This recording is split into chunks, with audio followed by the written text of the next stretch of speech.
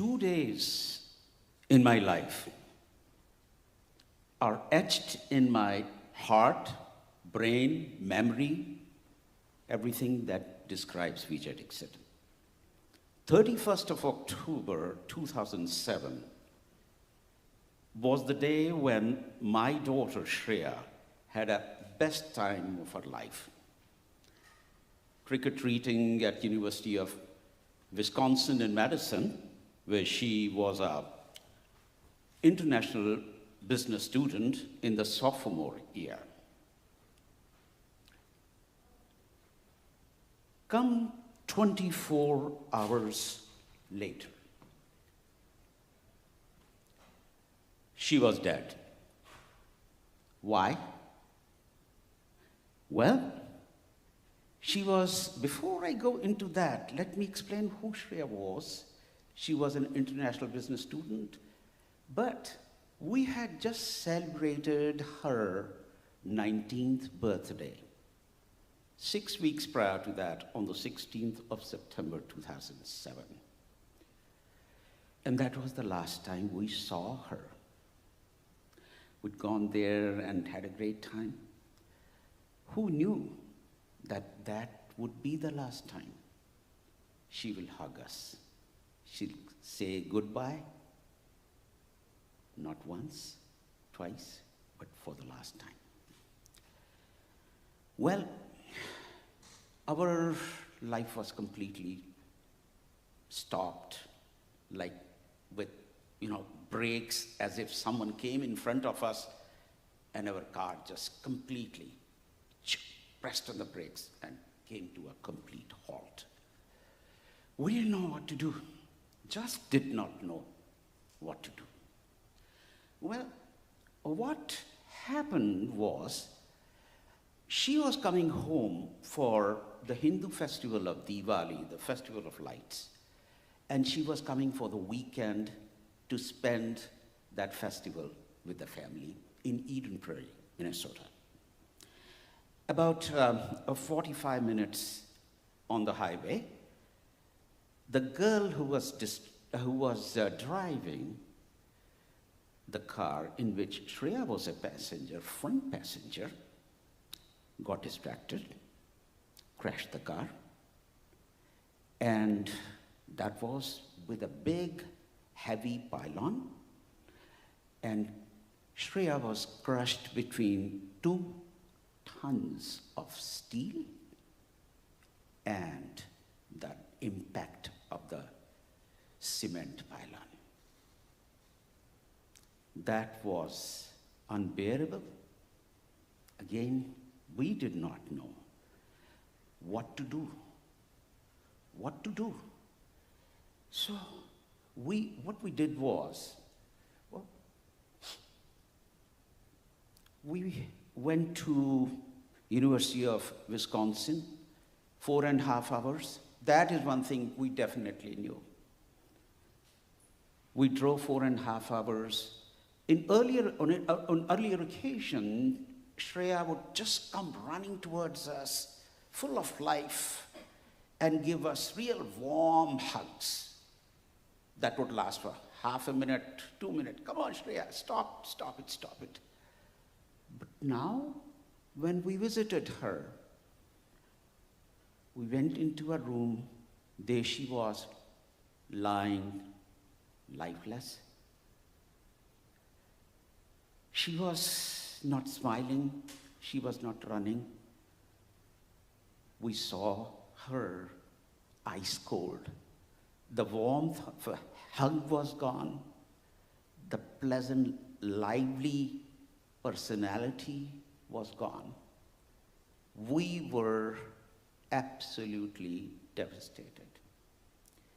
That devastation, is very difficult to handle, very difficult to handle. So we have to kind of struggle with it, do something, and kept talking about what could we do.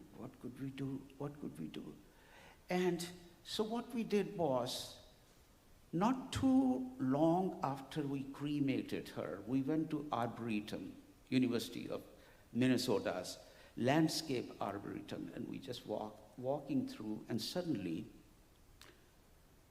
we saw a lotus flower in a pond. Wow. Epiphany. My wife said, "What? What happened?" I said, "Well, few days ago, Shreya lost her rights. She was deprived of her international business degree. And we had become life members. Myself, my wife Rekha, and my daughter Neha, of what we call the bereaving family of the world club. Yeah, got life membership to it. And so he said, "Well, okay, we are talking about that. What is this lotus?" I said, "Lotus is the one, do you know that it grows in swamps?" She said, "Oh, yeah, we know. It grows in swamps." I said, "And what does it do?" He said, "Give joy to the world."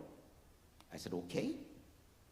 So, moving next, I have a swamp called my tragedy, calamity that have stuck us. And we need to do something in Shreya's memory to do things that will give happiness, joy, peace to the world. Both of us stood there, started to talk, converse, brainstorm. Again, I immediately thought, "Hey, Rekha, how about asking Shreya?" He said, "What? You want to ask Shreya for what?" I said, "She always would interrupt our conversations and would give all sorts of suggestions. Let me ask Shreya. Shreya, what would you do?" Of course, there was no sound, no voice, nothing. But what we heard was what Shreya was. She was a very pleasant, funny person, always was making fun of everyone around her, made fun of my obsession with the game of cricket in America. That was very funny. She was a volunteer, lifelong volunteer. She went to the 35W bridge collapse within 1 hour, taking phone calls. She volunteered at the Mary's home in Minneapolis, coaching and mentoring elementary school students to do their homework. She was also a musician. She sang very well. She was a soprano in the Minnesota Youth Choir. And when she was growing up in Simsbury, Connecticut, she, in her 5th grade, was selected for the youth choir in Connecticut. Now, most of the youth choir members are high schoolers. Those high schoolers were there singing for a long time, and here Shreya gets into that choir. It was so funny. It was so funny to see her enter a concert hall for a recital. This tall, 5th grade. Everyone else in that choir group was at least 1 foot taller or more. This is how we found joy in her personality. She was a problem solver. Was actually designated to be the problem solver in a group of 12, 13 of her friends. Even on the day she was coming home, she called us. She said, "Dad, don't pick me up because Sarah is going to pick me up and she'll bring us home. She's having some personal problems. I need to solve them." So, okay, fine, go ahead. So all these qualities that she had, I thought, couldn't we just pick up those and run with it? She said, "What should we do?" I said, "I feel like working with teens to do something that she would have loved to do." And then suddenly I thought, Shreya was a teenager, so we must work with teens. And that's where the Lotus helped us. Now, Lotus, does lots of things. So we had actually started the roadmap to our future, from my professional corporate career to another path that I was going to take. No idea what and where it was going to take us. One thing about Lotus is this: it grows in a swamp and then produces those beautiful flowers. But it does two things. It first internally grows internally, under the swamp, away from your eyes, nurturing itself, getting stronger, and then blooms, and the moment you bloom, it starts giving joy to the world. So I said, I have to be a lotus, well, that is where the metaphor began and ended. I said, okay, metaphorically, my wife said, is fine, but what do you want to do? I said, I'm going to turn my future into two kind of components: internal component and external component. He said, okay, you know what you're saying. That's what she said. She was not convinced at all.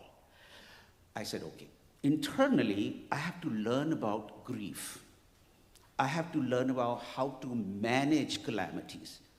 I have to learn about something which I have not been taught. So, where did I go? I went to these two books. And I urge everyone in this audience to go and read these books if you have any problem. The one on the left, Kubler-Ross, she was actually a psychiatrist, lived in Germany and moved up here. And she created that famous model of managing grief, 5-step model you might have heard of. And she worked with those people who were dying. That is where she got her knowledge. So that is the knowledge she got, and I want to get it. So I went through that process. Yeah, fine, accepted. We have accepted Shriya is gone. Second one, okay, but after acceptance, it's so difficult to live this life. It's just like a wound that someone has put salt on it, along with some lemon juice and some vinegar, and we're hurting. So I said, I got to do that, but how? How? So in my path to where I'm going, I thought, let me break it down into pieces. First was the 5 stages, right? Acceptance, done. Now, what's happening is, so this is where I was. I was at the acceptance level. But then, that is not the end. In the book that Ross wrote, acceptance is the end, supposedly. But then I had to find meaning in life. That is what Franken told me in his book, In Search for Meaning. And that is where I started with the second step, and that was developing content. Content is a very broad word. Content is knowledge, read books, talk to people, go here, go there, and learn about the problem. Develop that content. And once you have learned the problem, start making some small solutions, small applications, small talks, and all that stuff, so that you could take it to the next level. Next level is engagement. I got to engage now to spread that knowledge, or at least brainstorm with them to critique my knowledge, my hypothesis, my assumptions that I'm making in my road to peace. So I met with counselors, I met with all sort of researchers in psychology, read a lot of teenage brain, how it develops, what are the problems, how they can be influenced. Law enforcement officers, lawmakers, lot of advocacy groups. Also, I met with grieving parents, grieving families, I met with those who have been injured by bad actions of a distracted driver. And also, and I'm proud to say that, I worked with offenders also. Those who were responsible for killing, as was my daughter's driver. I don't blame her. It's the action, irresponsible action that she took, which is to be improved or managed or confronted. So with that knowledge, I was now getting pretty good at it. So I had so much knowledge about how the distraction works and what are the causes and all that stuff. And then I want to become an expert. As an expert in grief, an expert in mentoring, an expert in traumatic growth management. That is what I became an expert in. All right, 4 steps done, but the 5th step was extremely difficult, but very enriching and valuable for me, as well as the people I was targeting.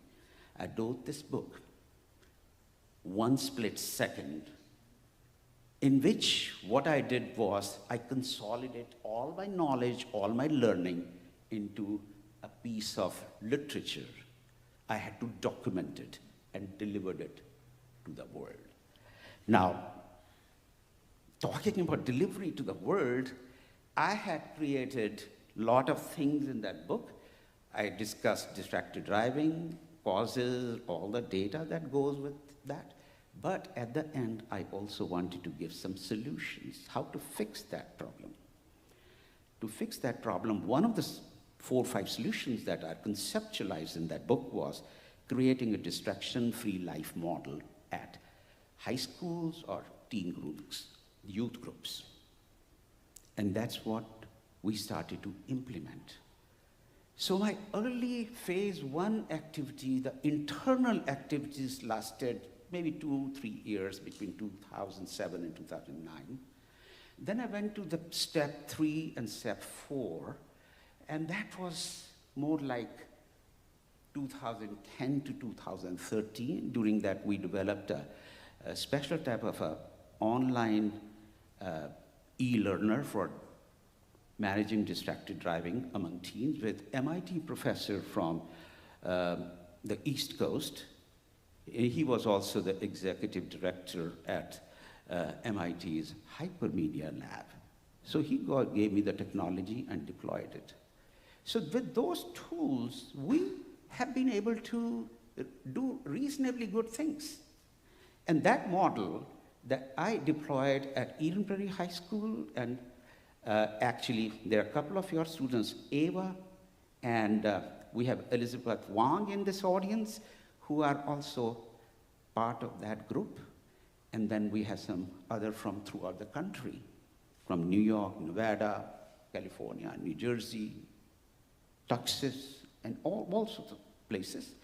And now what have they learned in this? What I see, it's a huge slide, but I'll run through it very quickly. The model that we created is sustainable. It goes across all of it. We're starting with teens, but I think it's applicable to everyone. Countrywide reach. We reach throughout the country with our internship programs. And then, of course, it can be replicated. It does instill very good behaviors. They teach them conflict resolution. They teach them how to manage your overall business personality. And those kinds of things are very important for teenagers when they leave school and go to college and beyond to the corporate. You'll be happy to know 2 kids who were our first presidents in 2015. They went through the school, went to college on the West Coast and even in the state of Minnesota, and now they're working in corporations, one in Microsoft, other Silicon Valley, and they are still spreading the word.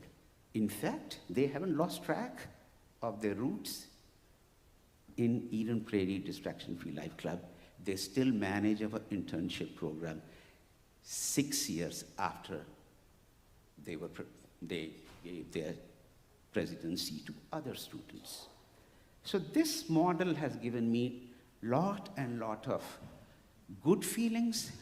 At the same time, after so many years of journey, 14 years of journey, we haven't stopped. There'll be other problems next year. COVID was there last year, still continuing.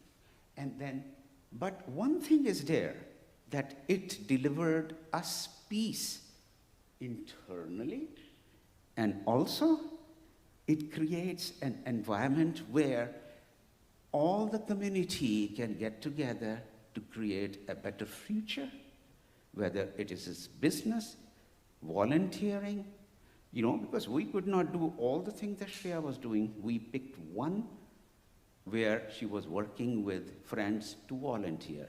So we're teaching volunteering, leadership skills in those distraction-free life clubs. And very happy to tell you that last year, the Towards Zero Death program at State of Minnesota's Department of Public Safety awarded the leaders of the Eden Prairie Distraction-Free Life Club Emerging Leaders Award. And that was very enriching, very rewarding, high value for my peace. And as I look back and see, I just, keep thinking about Shreya still. But then one day, right again sitting next to the same lotus pond in Arboretum, I looked up. Wow, who I saw? Shreya, waving at me with a lotus, blooming lotus in her hand, and shouting down to me, "Hey, Dad, great work. Keep it up, keep it up." I said, "Oh, Shreya, thank you so much for guiding me. I'm sure we will keep it up. Thank you, but don't forget us. Keep guiding us." "Oh, yes, Dad, I will." And we give a high five. Thank you.